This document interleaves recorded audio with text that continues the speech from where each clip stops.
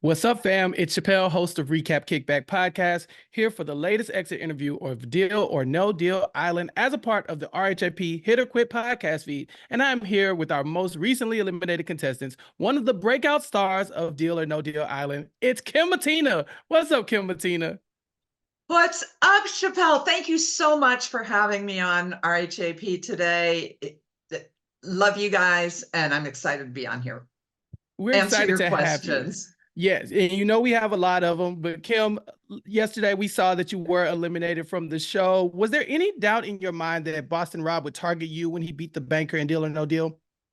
Absolutely no doubt in my mind at all. I knew that if he beat the banker, I was gone. He was not going to keep me around. The tides were turning.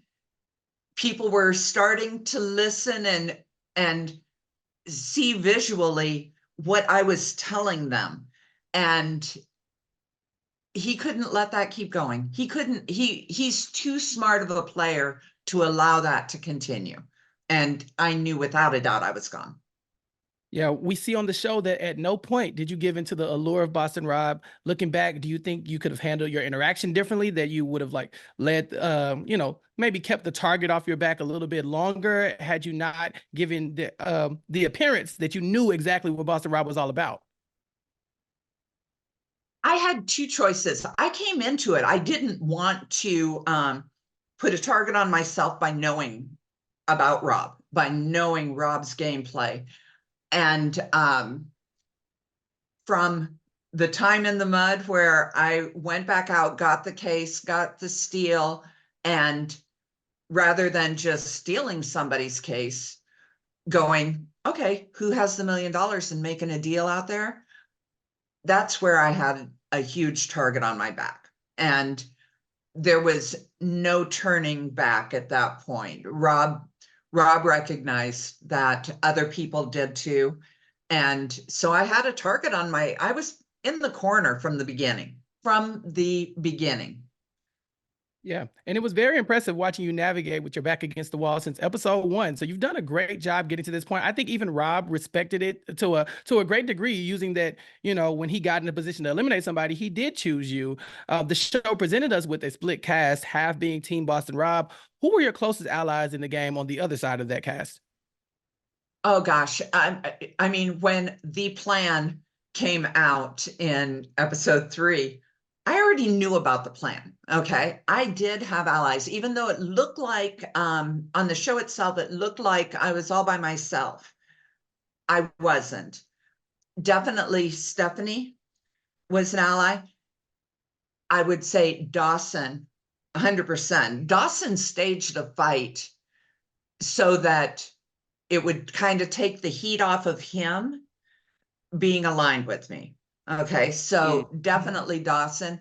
Nick, even though he was out there in the water talking to Rob all the time, Nick was kind of sitting in the middle. And I felt like Nick just needed someone to shake him and say, oh my God, open your eyes, see what he's doing. And that eventually has happened. Amy and I needed to talk more actual game, because I knew Amy wanted Rob out.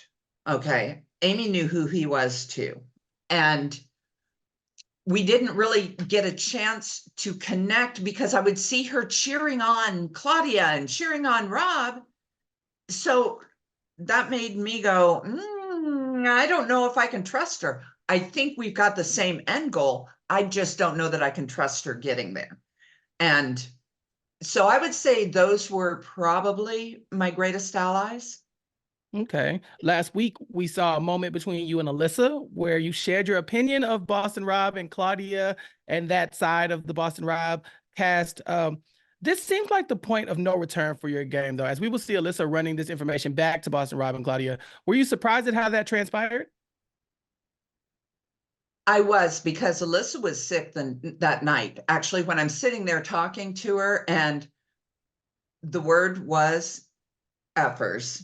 Okay, just to Okay. clarify, We had questions. she went to Rob and elaborated on that and made it mother effers, which, Okay. okay. And she was up sick that whole night. I sat up with her the entire night because she was sick, and I didn't want her wandering off into the jungle, getting sick. Mm-hmm. And so I did. I stayed up with her all night. And the fact that she turned that and threw it out to Rob when I was never a threat to her. I was not coming for her. I actually liked Alyssa a lot at the beginning. Um, and I was so horribly upset that I underperformed, lack of performance with the arrows. And I felt like I let her down. That was the reason I was upset at that point when I was crying with her, because I felt like I let her down. And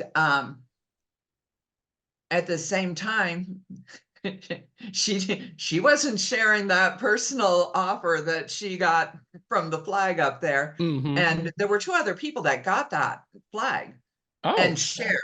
Joe said, if you want to admit it, admit it. Two of them admitted it. Alyssa did not. And the other two shared the $20,000 with their partners, and Alyssa did not. And I was actually, I felt like she earned it. That's okay. But the fact that, I encouraged her with that, I stayed up with her all night, and then she would turn around and go and elaborate the information to Rob and elaborate the information to Claudia. She had an audience for both of them. And Rob and Claudia were not offended by that. They weren't. But it gave them something to play off of. It's It like, sure did. grasp your pearls. And I'm sorry that Rob clutched his pearls in that moment when we all know damn good and well Rob has been called worse. Rob has said worse.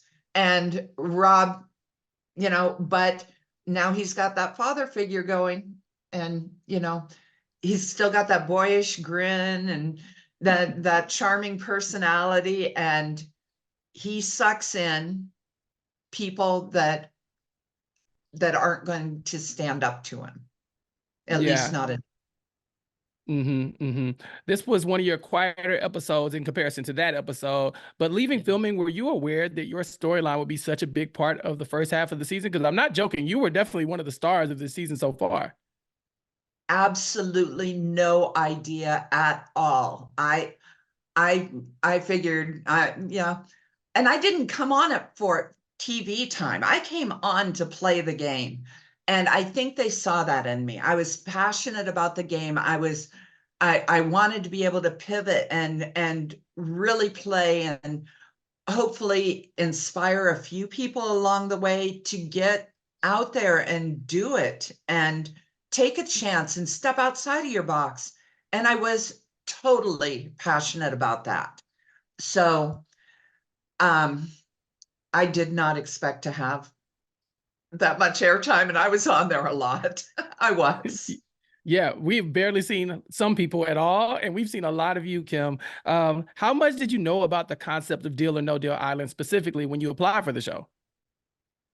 I did not, none of us, we didn't know the concept of the show. We didn't have past seasons to look at and go, ooh, okay, I would do this different. No, this is all new to all of us. And, but we knew basically that it was somewhere between Survivor and the game show Deal or No Deal. I already knew both of those quite well. I mean, I knew Survivor really well, and I knew Deal or No Deal, but it was different than that. I mean, the whole point behind the game show is to have the highest case and make a great deal and walk away with the banker's money. In this one, you're not walking away with the banker's money. You're building a pot, and it's just it's almost an opposite concept of the original Deal or No Deal game. So it took a little adjustment to wrap my mind around that. And I prepared as best I could. I mean, I lost 65 pounds coming into the show. And I did my best but there's physical limitations. It's not an old lady thing. It's literally physical limitations. And you find that out along the way, things happen. Yeah. What was the best part of your experience of Deal or No Deal Island? Because you had a roller coaster ride. Oh, God, it was so ups and downs. My best part, my cast. I Mm, love this cast. Stephanie Stephanie is one of the most inspiring people I've ever met in my life. I mean, the stuff she does in real life. And I spent a lot of time talking. I mean, I can tell you what these people did in high school. I can tell you Claudia was a track star in high school. I mean, and Stephanie is a midwife, and oh my God, the state of Alabama is so lucky to have her fighting for them and for the women there and everything like that. I look at someone like Amy, who she's a Spitfire. She's 4'11", and her husband, Big Fridge, is so calm and so passive, and he balances Amy. The people, Nick, with an upcoming wedding, Dawson, who is incredible. Dawson and I connected day one, like before we were allowed to talk. We connected, mhm. just trusted each other. So really, this cast is more than I could have ever hoped for. And Wow. that includes Rob. That Yeah. includes Rob 100%. He is so damn good. God, nothing but You saw, admiration for the guy. you saw it up close this time. Huh? So I said you saw it up close this time, the Boston Rob effect. It's different when you're watching on TV, huh? Oh, people talk about Dan Giesling and his mist. No, no. Rob, he's out there spraying it like it's Chanel number 5. Oh my God. He knows how to miss people. He knows how to select who to miss, and he does it good. He is amazing at that. And and he's amazing physically. He just is, out of all the competitive reality shows, I would say I would put Rob easily in probably my top 5, top 3 players across any competitive reality. Oh He's wow. that good. Kim, we have to wrap up soon, but I have to know what's next for you. Are you interested in doing any other reality shows? And if so, which ones? You know what? I would love it if I had an opportunity again. Opportunities don't come along often, so I'm thrilled that I had this one. And I don't know, I may be one and done. Who knows? Maybe there were so many people calling me a villain, even though I didn't really think I had too many villainous plays. Maybe a couple mean ones, but not villainous. I've had people say, "Oh, you'd be great on House of Villains," and I'm like, "Oh my God, New York would make me cry."